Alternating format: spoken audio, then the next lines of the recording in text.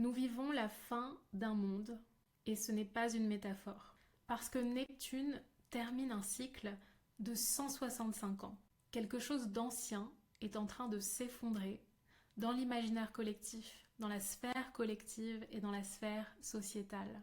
Et au cœur même de cette transition, cette grande transition, la nouvelle lune en Sagittaire est en train d'advenir. C'est la dernière nouvelle lune de l'année. Et cette nouvelle lune en Sagittaire nous rappelle quelque chose d'essentiel. Le fait de mettre du sens sur ce qu'on fait. Le fait de se rattacher à un système de pensée, à un système de valeurs qui nous unit dans l'adversité, qui nous relie les uns et les autres et qui ritualise nos existences. Et on va parler tout ça au cours de cette vidéo. Je vous invite à rester avec moi. Je vais partager maintenant mon écran et je vais vous parler de la nouvelle lune en Sagittaire. Donc la nouvelle lune va advenir le 20 décembre, précisément vers 2h40 du matin, dans le 28e degré du Sagittaire. C'est un signe de feu, un signe mutable qui nous indique déjà sa nature expansive et sa nature d'adaptation, de mutabilité précisément, d'adaptation entre deux énergies, entre deux années. On est précisément à la jonction de 2025 et de 2026 et c'est la dernière nouvelle lune de l'année. La nouvelle lune arrive précisément quand le soleil se trouve en alignement exact avec la lune. Et d'un point de vue astrologique, c'est très intéressant puisque le soleil nous raconte la volonté consciente, le sens directionnel qu'on appose à la vie, l'ego de nos existences aussi par extension. Donc on parle vraiment de la conscience.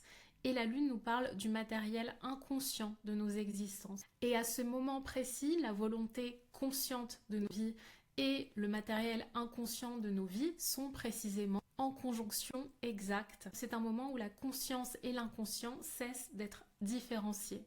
On pourrait dire aussi, et d'ailleurs c'est la vision de Dane Rudhyar qui explique que la conscience lors d'une nouvelle lune se retire provisoirement et qu'elle nous permet donc d'avoir une vision plus vaste de nous-mêmes, où les couches de l'ego s'effacent un peu et on a une vision beaucoup plus vaste de nos existences, de nos vies, de nos individualités, avec toutes les couches de l'inconscient subjectif, personnel et collectif. Et c'est extrêmement bienvenu lors d'une nouvelle lune en Sagittaire parce que le Sagittaire nous parle justement d'une conscience plus vaste de l'existence du monde, de l'altérité, d'autres consciences, d'autres systèmes de pensée, d'autres cultures. Donc on a vraiment déjà un aperçu de l'expansion que va nous octroyer cette nouvelle lune en Sagittaire et quelque chose de l'ordre de l'ouverture, puisque en saison du Scorpion, on était précisément dans une forme de fermeture sur nos inconscients, sur nous-mêmes. On a une vision beaucoup plus acérée, beaucoup plus intuitive et beaucoup plus pointue de nos existences. En Sagittaire, on a une vision beaucoup plus vaste, on prend de la place et par extension, on prend de la place dans le monde.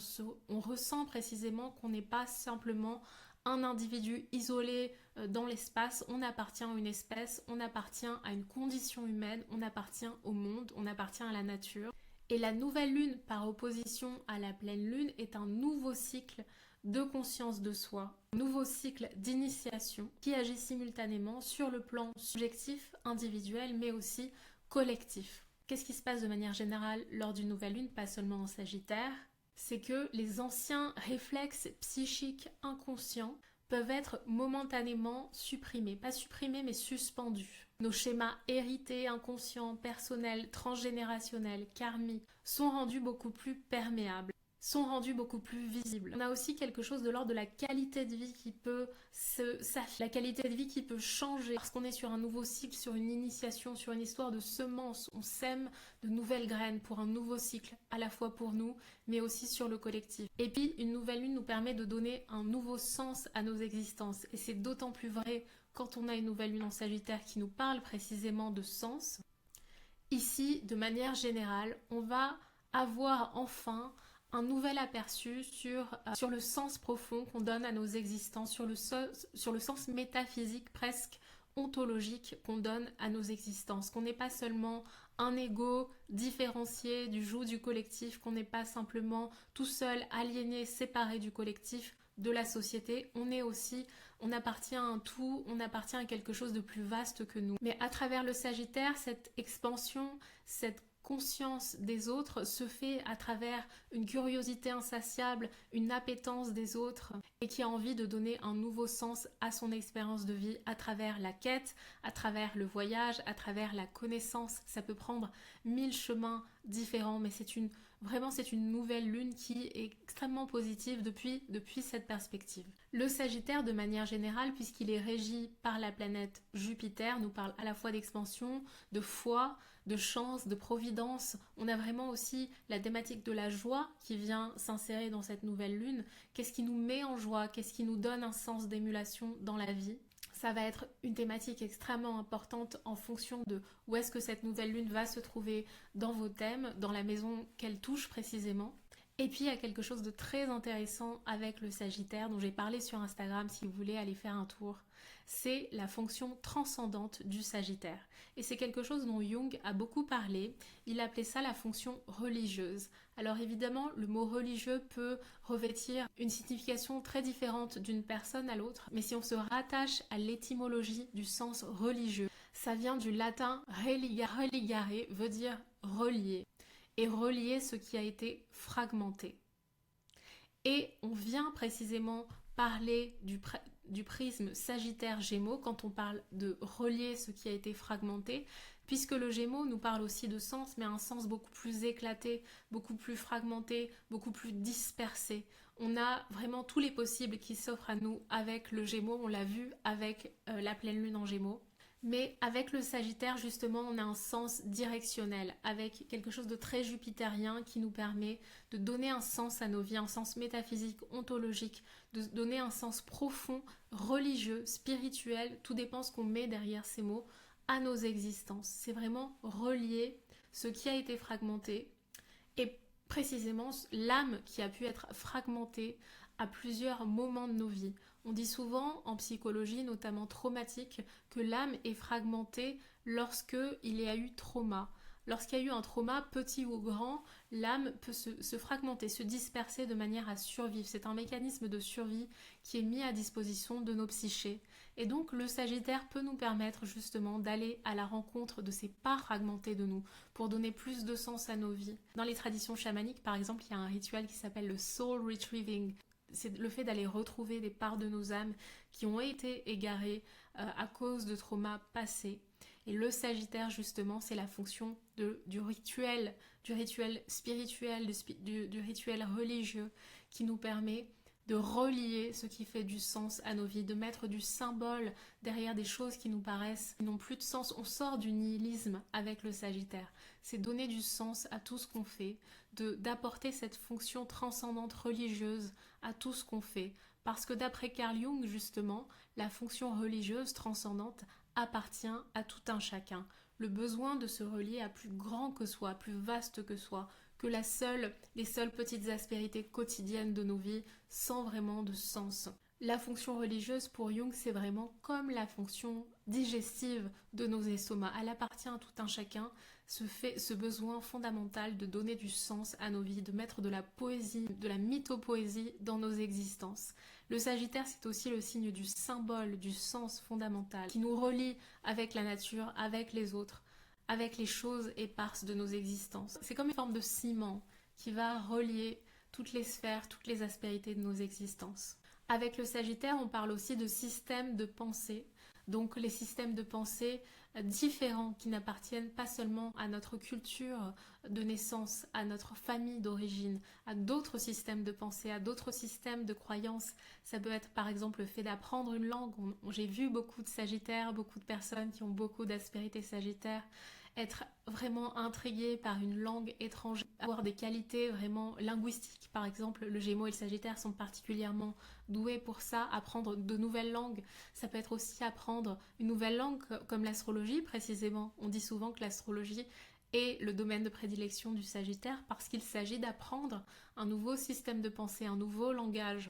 Et quand on se relie justement à d'autres systèmes de pensée, à d'autres cultures, eh bien la réalité devient plus intelligible. on arrive à tisser du sens là où il n'y en avait pas jusqu'ici depuis notre système de pensée d'origine. Donc cette nouvelle lune, de manière générale, elle concerne le sens qu'on va apposer à nos vies, la vision aussi qu'on va apposer à nos vies. Dans la planète Jupiter, il y a quelque chose aussi de l'ordre du futur qui donne une direction à nos vies, qui donne une ligne directrice à nos vies, une forme de ligne éditoriale en fait narrative à nos vies, et comme je l'ai dit, de structure de pensée qui organise notre rapport au monde. Et donc cette nouvelle lune, elle peut produire une forme d'émulation, parce qu'on est dans quelque chose, dans un signe qui est assez extatique comme ça, et qui peut donner une excitation qui est tournée vers l'avenir, un désir de mouvement aussi, quelque chose qui nous fait nous donner un sens d'agitation un peu nerveuse, où on a envie d'aller voyager, de changer d'endroit, faire une retraite dans un endroit qui est complètement différent de nos vies quotidiennes. Il y a un mouvement vraiment de liberté, d'élargir son horizon. Mais par opposition aussi, pour certains d'entre nous, tout dépend de là où va se poser cette nouvelle lune dans le thème, il peut y avoir une perte de repère, une perte de sens justement. Ça peut vraiment toucher tout le spectre. On n'a pas forcément une lune qui est positive pour tout le monde, évidemment. Et donc pour certains d'entre nous, ça peut donner une forme de mal-être métaphysique, ontologique, où on se demande précisément pourquoi on est là. Les grandes questions existentielles de la vie appartiennent aux Sagittaires. Qui suis-je, que fais-je, où vais-je sont des questions vraiment Sagittaires. Donc on peut avoir une perte de repère précisément à ce moment-là en nouvelle lune en Sagittaire. L'idée ici, c'est de s'accrocher, de se dire que ces moments-là sont temporaires, et justement on en a besoin précisément d'avoir ces grands moments de l'existence où on va tout remettre en cause, où on se pose les questions fondamentales plutôt que juste avancer dans le day-to-day, dans le train-train quotidien. Ces questions-là sont fondamentales. On peut avoir aussi des croyances qui soudainement deviennent trop étroites, où on se dit mais non, finalement ce système de croyances ne me convient pas, ce système de croyances qui, je sais pas, qui appartient à ma famille d'origine ne me convient pas, et peut-être que j'ai le droit moi aussi d'avoir un nouveau système de croyances. De manière générale, pour le collectif, c'est une manière pour nous, cette nouvelle lune en Sagittaire, de relier nos expériences à quelque chose de plus vaste, à une vision beaucoup plus vaste, avec un horizon beaucoup plus large. Le Sagittaire aussi a cette aspérité de l'enseignement. On dit souvent que c'est l'enseignant du zodiaque, et ce que je trouve très intéressant justement à travers le Sagittaire, parce qu'on a aussi la polarité un peu négative du Sagittaire qui peut devenir parfois un peu rigide sur ses croyances, qui peut devenir un peu dogmatique, mais ce Sagittaire nous appartient évidemment à tout le monde, et donc là où ça peut devenir intéressant, je trouve, la question qu'il faudrait se poser, c'est où est-ce que je suis capable d'apprendre, où est-ce que je suis le plus perméable à la connaissance, et est-ce qu'il y a des endroits de ma vie, de mon existence, où je suis un peu rigide en termes de connaissances, où j'ai pas vraiment envie d'apprendre d'autres choses, où je sens que la connaissance peut me fragiliser, peut complètement me remettre en cause, et donc j'ai pas forcément envie de creuser précisément à cet endroit. Et les personnes les plus intelligentes que je connaisse en réalité ont cette capacité à remettre en cause leur système de croyances.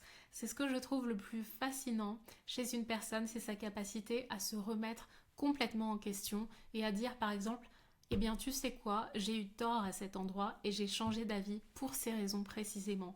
Je trouve que c'est cette malléabilité de l'esprit qui fait l'intelligence d'une personne, et le Sagittaire nous indique précisément cet endroit-là, avec le Gémeaux aussi. Tout le prisme du Gémeaux et du Sagittaire indique les endroits où nous avons tout à gagner à être un peu plus malléable en termes de système de croyance, en termes de pensée, de raisonnement logique, cognitif. Un autre aspect fascinant du Sagittaire que j'ai vaguement évoqué juste un peu avant, c'est cette capacité à se relier à tout et à tout le monde. Cette interconnexion du vivant appartient au Sagittaire. Il y a un penseur qui s'appelle Thomas Berry qui explique que nous ne sommes pas des entités séparées les unes des autres. Nous sommes des expressions d'un tout vivant. Et évidemment, beaucoup d'enseignements spirituels du monde entier le disent, nous ne sommes pas simplement des individualités. Nous appartenons à un tout, à quelque chose de cohérent, à quelque chose de matriciel. Et le Sagittaire nous parle aussi de ça. Et donc ça pousse le Sagittaire justement à entrer en connexion avec l'autre, à rester perméable à l'autre, à nous remettre aussi en question et à laisser l'altérité transformer nos croyances. Et comme je l'ai dit, on ne devient pas intelligent en défendant bec et ongle ses idées, on devient intelligent quand on est capable de les remettre complètement en question. Pour rentrer dans une forme de granularité astrologique, eh bien cette nouvelle lune en Sagittaire, advient précisément en Sagittaire, et la planète maîtresse du Sagittaire, qui est Jupiter, se trouve en Cancer. Et donc on dit en termes astrologiques que ces deux planètes que sont la Lune et Jupiter se trouvent en réception mutuelle. Qu'est-ce que ça veut dire? Eh bien, c'est que la planète maîtresse du Cancer se trouve en Sagittaire et la planète maîtresse du Sagittaire se trouve en Cancer. Donc elles se regardent l'une et l'autre. C'est comme si elles s'étaient échangées de maison de manière temporaire. La Lune nous parle vraiment de sécurité, de mémoire, de clan, de tribu. Qu'est-ce qui fait notre sécurité immédiate? Elle nous parle de la mère archétypale évidemment. Et puis Jupiter nous parle, comme je l'ai dit, de vision, d'expansion, de sens. On est aussi, à travers ces deux archétypes, on est sur une forme de dialogue entre la mère archétypale et le père archétypal. Jupiter est aussi une fonction extrapolée du père archétypal.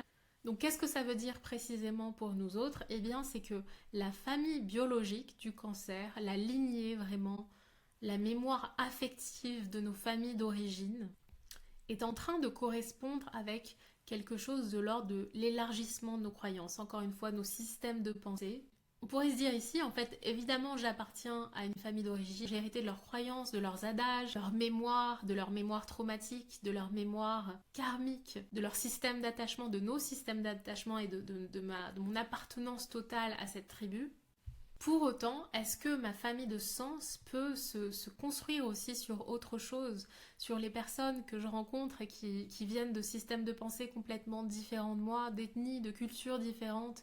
Est-ce que finalement, les amis que je rencontre n'appartiennent pas finalement à ma vraie famille de cœur? Parce que le Sagittaire, c'est aussi le signe du bon compagnonnage, c'est le bon compagnon du zodiaque. Donc on pourrait se demander vraiment, qu'est-ce que veut dire pour moi la notion de famille? Est-ce qu'il s'agit d'une famille d'origine ou une famille de sens, une communauté qui est fondée sur les valeurs que j'appose à ma vie, sur une vision collective? On pourrait se demander aussi comment est-ce que je pourrais honorer ma famille d'origine, comment est-ce que je pourrais honorer ce qu'ils m'ont donné, ce qu'ils m'ont transmis, sans m'y enfermer, parce que le Cancer, et ça on aura l'occasion d'en discuter dans une autre vidéo, a cette fonction de sécurité émotionnelle fondamentale, mais peut avoir aussi cette fonction un peu suffocatrice de nous enfermer dans quelque chose de très clanique, d'appartenir à une tribu et de ne pas vouloir s'en affranchir. La Lune a quelque chose de cet ordre-là, tandis que le Soleil, et par extension Jupiter aussi, nous donne le sens de nos individualités, nous donne un sens de la conscience individuelle qui veut se départir du joug de la famille, de la tribu. Donc on pourrait se demander comment est-ce que je peux honorer ma famille sans m'y enfermer complètement. Le Soleil et la Lune ici, c'est très intéressant, sont en quinconce exact avec Uranus. Donc il y a quelque chose aussi de l'ordre de la tension, encore une fois. Ce qui assurait notre sécurité avec Jupiter en Cancer ne peut pas rester inchangé. Uranus ici agit comme un principe d'éveil. Ça peut fracturer nos appartenances figées et nous obliger à repenser le premier système sociétal qui est la famille. Donc on voit bien qu'il y a ici un ajustement de la conscience, un ajustement de conscience qui peut être inconfortable, il faut le dire, avec Uranus, et qui peut être aussi extrêmement fécond, d'autant plus juste avant, à la veille de 2020. Encore une fois, chose très importante, Neptune se situe dans les derniers degrés du zodiaque, dans les derniers degrés du Poisson qui sont aussi, par extension, les derniers degrés du zodiaque. C'est un cycle de 165 ans qu'on est en train de refermer. J'aime pas trop dire à chaque fois c'est un cycle extraordinaire, il y a quelque chose d'extrêmement potent à chaque vidéo, mais c'est vrai, il faut bien le dire qu'ici il y a quelque chose de fondamental collectivement qui est en train de se passer. En Poisson, ça peut particulièrement révéler une forme de fatigue spirituelle et la fin d'un monde véritablement, la fin d'un monde, la fin d'une ère. D'autant plus que Neptune va passer en Bélier, qui signifie une forme d'initiation, de fracture individuelle. C'est vraiment le nouveau-né du zodiaque, donc on a vraiment quelque chose de l'ordre de l'initiation première. Il y a aussi quelque chose que je voudrais souligner, que je vois pas souvent, et pour autant qui est très importante quand on parle du Sagittaire. Le Sagittaire est régi par la planète Jupiter, qui est donc Zeus. Zeus, on le connaît pour avoir ce sens d'expansion extraordinaire qui règne sur le monde, sur le mont Olympe, et par des moyens violents et particulièrement violents envers les femmes. Pour autant, Zeus ne peut régner qu'avec le consentement du féminin. Pourquoi? Parce qu'il est marié avec Héra, qui est précisément sa sœur et aussi son épouse. Et on connaît ces deux principes célestes pour leur bataille sans fin, pour la jalousie sans fin de Héra, Et c'est vrai que la polarité négative de Jupiter, du Sagittaire, c'est de croire qu'il peut être Dieu, qu'il peut être Dieu à la place de Dieu. Héra, qui est sa femme, nous rattache au principe féminin de la matière, de la matière et du rattachement au corps. C'est aussi très intéressant de mettre en parallèle ces deux principes avec le symbole du Sagittaire qui est le centaure, parce que le centaure est à la fois relié à la terre, qui signifie la matière, et aussi à l'esprit, avec ce buste d'homme avec son archer qui le rattache au spirituel et au divin.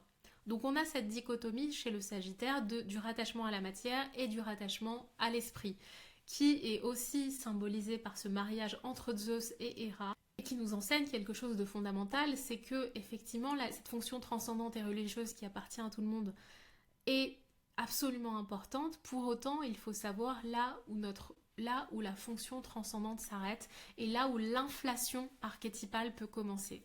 L'inflation archétypale, c'est quelque chose dont Jung parlait souvent. Ça advient précisément quand nous nous identifions à un archétype et que l'archétype envahit notre psyché de manière trop importante.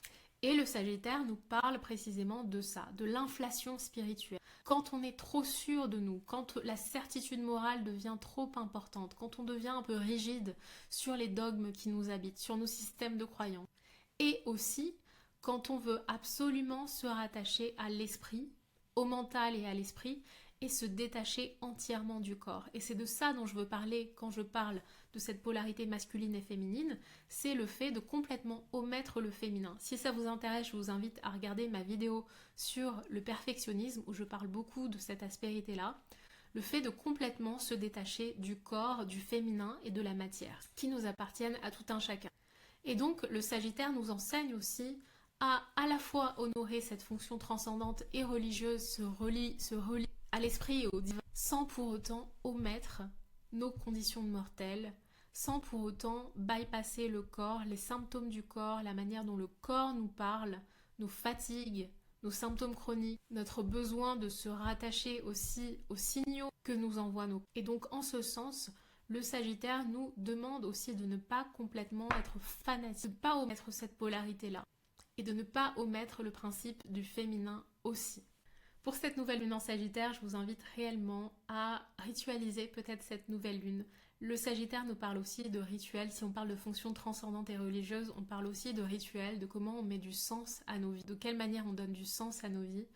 Et ça peut passer par des rituels qui nous sont précieux, mais qui peuvent être extrêmement personnels. D'apposer du sens à ce qu'on fait, de noter les symboles, encore une fois, les synchronicités, les rêves que vous faites, les motifs dans les rêves qui reviennent, les motifs archétypaux, les noter, les honorer. En fait, c'est surtout ça, c'est honorer le symbole, parce que le symbole appartient à toutes les sphères de nos vies pour celui ou celle qui veut bien les voir, mais pour ça, il faut les noter, les honorer, et montrer quelque part à l'univers qu'on est conscient de ça.